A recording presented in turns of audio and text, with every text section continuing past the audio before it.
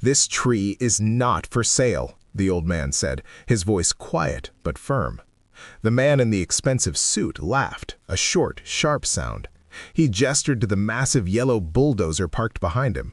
"Everything has a price, old man. I'm offering you a generous one." The old man simply shook his head, his tired blue eyes fixed on the machine. He had no idea this was just the beginning of his nightmare. This cold morning on the outskirts of Havenwood, Oregon, wasn't the start of the story. It was the end of 50 years of peace. The old man was Arthur Finch, 78 years old, a retired carpenter who lived in a small, tidy house that he had built with his own hands.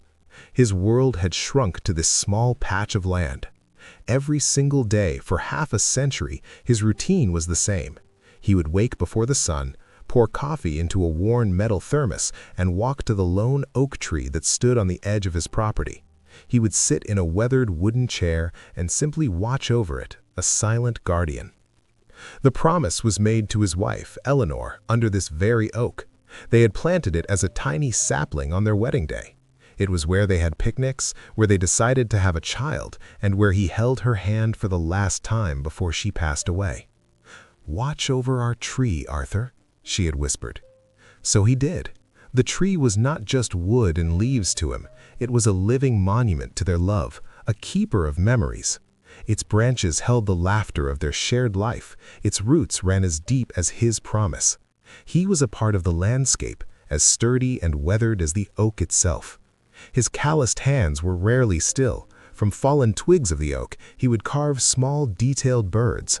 It was a skill he'd had his whole life, a quiet habit that calmed his mind. Each little wooden bird was a small piece of his devotion, a silent testament to the life the tree represented. A few weeks ago, a young woman had started visiting him. Her name was Sarah Jenkins, a reporter for the local paper.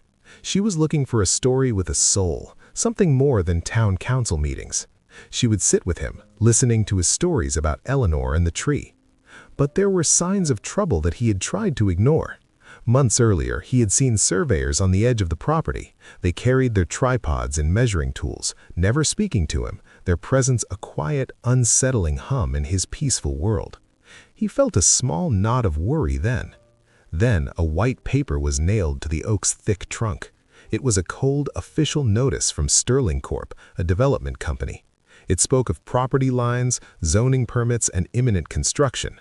The words were like poison seeping into the bark of his sacred tree. That was when the man in the suit arrived. He drove a black Porsche Cayenne that looked out of place against the misty Oregon forest. He stepped out, his shoes polished to a mirror shine, and introduced himself as Richard Sterling, the CEO. He never once looked at the tree as a living thing. Sterling saw only a blueprint, an obstacle on a piece of land he had bought for his next luxury development. He was a man who believed progress was measured in concrete and profit. He didn't understand promises, he only understood contracts and dollar signs. He offered Arthur a check for $50,000. "For your trouble," he said, as if Arthur were merely a squatter. "Take the money and find a new hobby." The offer was an insult to Eleanor's memory, to 50 years of his life spent in vigil. Arthur refused without a moment's hesitation. "Some things don't have a price," he told the CEO. Sterling's face hardened, his patience gone. He saw Arthur not as a man with a story, but as a problem to be removed. He left without another word, his car kicking up dust. The next day, the bulldozer was parked just across the property line. It was a clear and brutal threat, a silent yellow monster waiting for its orders.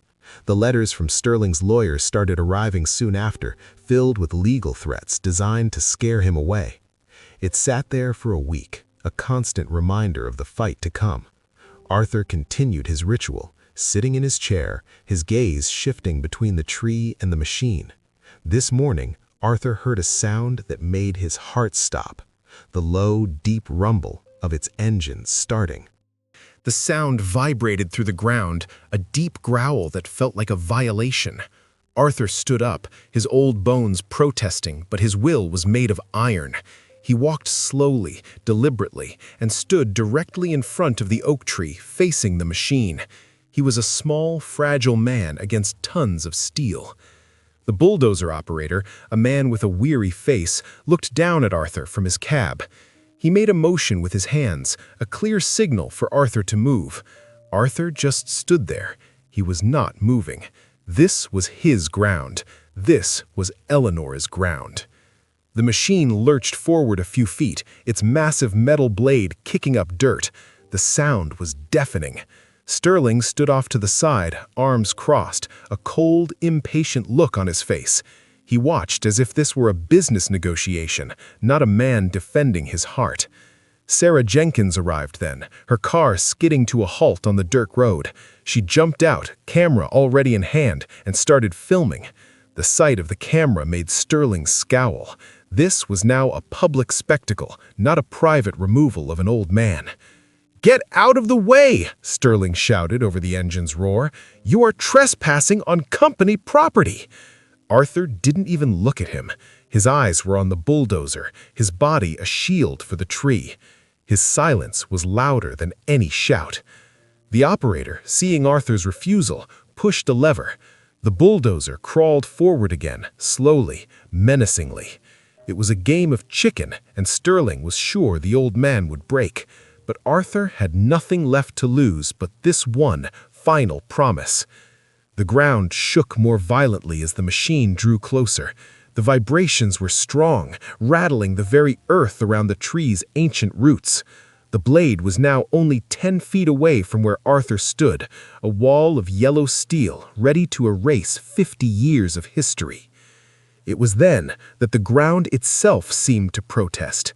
A patch of earth near the base of the oak, disturbed by the constant shaking, began to crumble. Something dark and metallic peeked through the soil. It was just a corner, but it caught the glint of the morning sun. Arthur's eyes darted down. He had never seen it before. The bulldozer stopped, the operator hesitant to move closer with the old man still there. The sudden silence was heavy. Everyone's attention was on the small object unearthed by the machine's advance. Curiosity overriding his fear, Arthur knelt down. His old hands, used to the delicate work of carving, began to dig at the loose soil. He clawed at the dirt, his fingers finding the cold, hard edges of a box. It was old and rusted, heavy with the weight of time and earth. He pulled it free. It was a small metal lockbox, the kind people used to keep important papers in long ago. He didn't remember ever burying it. He didn't know where it came from. With trembling hands, he worked at the rusted latch, which broke off easily in his grip. Inside, nestled on a bed of yellowed letters, was a folded document. He recognized Eleanor's elegant handwriting on the letters instantly, but it was the other paper that he unfolded. The paper was thick, official, with faded ink and a formal seal at the bottom. He read the words, his mind struggling to understand. Deed of title.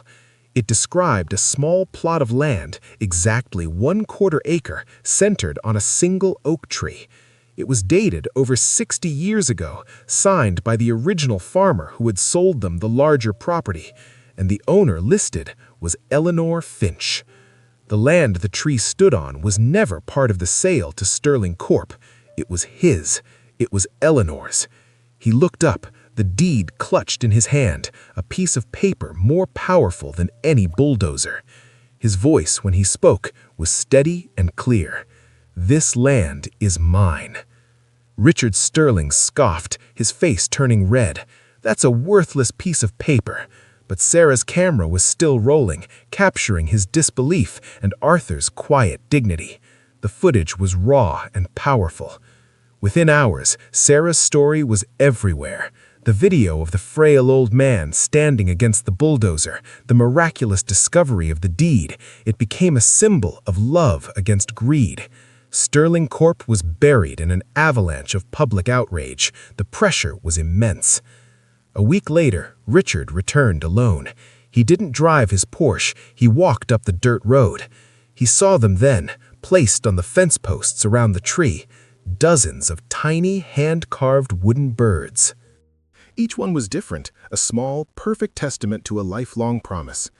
For the first time, Sterling saw not an obstacle, but a story. He approached Arthur, his expensive suit looking out of place.